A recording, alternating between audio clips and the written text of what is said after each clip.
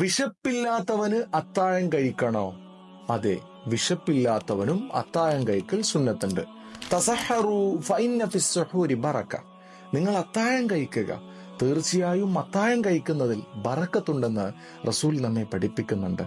വയറ് നിറച്ച് കഴിക്കുക എന്നതല്ല അത്താഴം. അത്താഴം ബറക്കത്താണ്. അതിനാൽ കുറച്ച് വെള്ളം കുടിച്ചിട്ടാണെങ്കിൽ കൂടി നിങ്ങളത് ഒഴിവാക്കരുതെന്ന് മറ്റൊരു ഹദീസിൽ കാണാം. ഖുർആനിലൂടെ അള്ളാഹു നമ്മുടെ മുൻകാലക്കാർക്കും നോമ്പ് നിർബന്ധമാക്കിയതുപോലെ നമുക്കും നോമ്പ് നിർബന്ധമാക്കിയെന്ന് പറയുന്നുണ്ട്.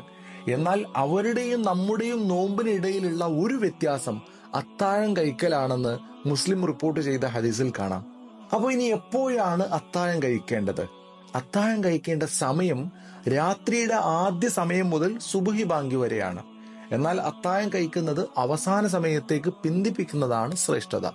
റസൂലിന്റെയും സ്വഹാബത്തിന്റെയും അത്താഴത്തിനും സുബ്ഹി ബാങ്കിനും ഇടയിൽ 50 60 ആയത്ത് ഓതാനുള്ള സമയമാണ് ബാക്കിയുണ്ടായിരുന്നത്.